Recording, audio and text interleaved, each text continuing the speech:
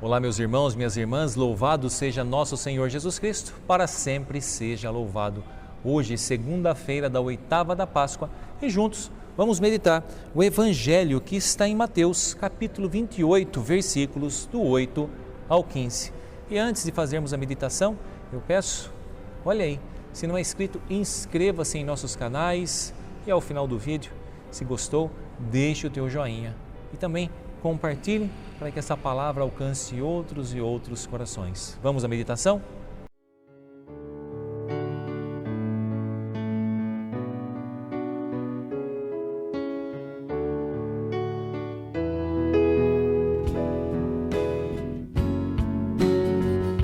O Senhor esteja convosco, Ele está no meio de nós. Proclamação do Evangelho de Jesus Cristo, segundo Mateus. Glória a vós, Senhor. Naquele tempo, as mulheres partiram depressa do sepulcro.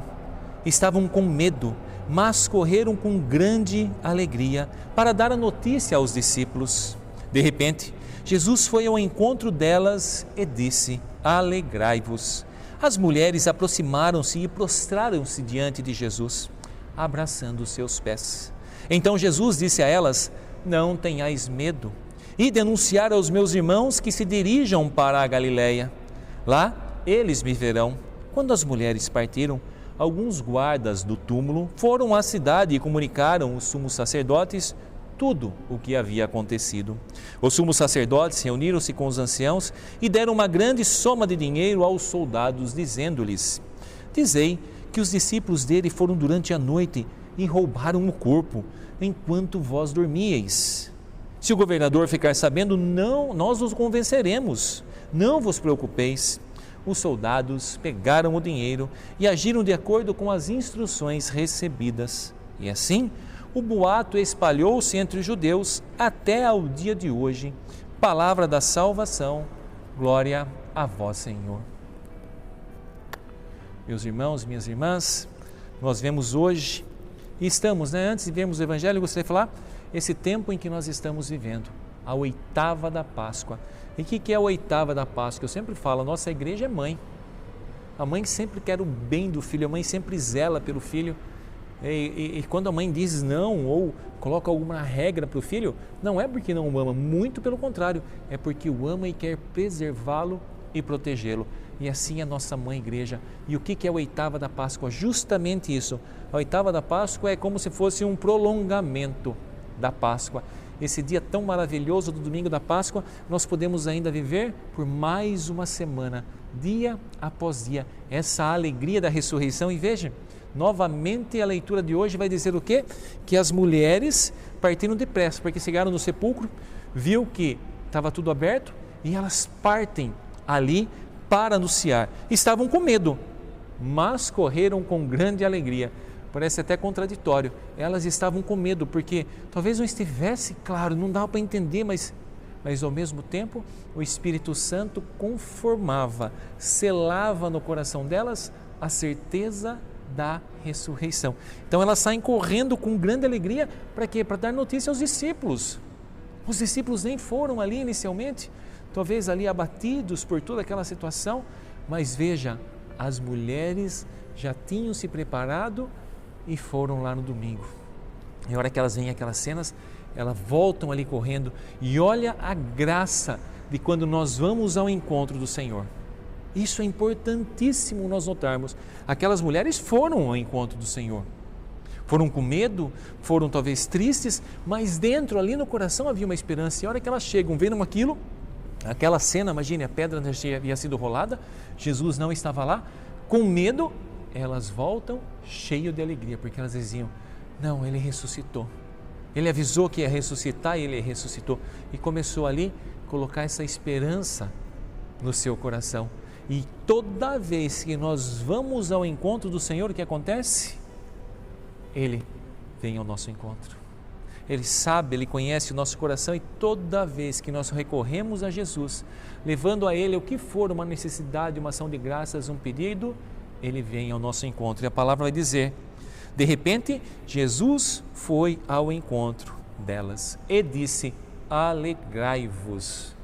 Porque toda vez que nós nos encontrarmos com Jesus, é motivo de alegria. Mesmo em meio às dores, nas lutas, nós vamos buscar Jesus. Mas quando encontramos Jesus, temos que estar cheios e repletos dessa alegria. Por quê? Porque encontramos o Salvador. Encontramos novamente a esperança, encontramos a vida, encontramos o caminho, encontramos a verdade. E assim aconteceu com essas mulheres. E para quem diz, para esses movimentos, para as ideologias, para as bandeiras que são levantadas, que a igreja oprime, que a igreja é machista, pelo amor de Deus, está aqui a igreja. As mulheres são as primeiras a se encontrar com Jesus ressuscitado e são as primeiras enviadas à missão para todos nessa igreja e de forma especial para as mulheres. Por quê? Porque eu sempre digo, a mulher ela tem uma proximidade, parece maior com Deus pela concepção que foi feita. A mulher é tirada da costela de Adão, costela que protege o coração, costela que guarda o coração, e é isso. Parece que a mulher tem uma espiritualidade muito mais elevada do que os homens. Então, naquele momento, Jesus dá uma missão a elas: ide e anunciai aos meus irmãos. Anunciai. Quem são as primeiras anunciadoras de Jesus ressuscitado? As mulheres, aquelas que na época não tinham vez nem voz, mas que rompem com todas as estruturas da época e vão até Jesus.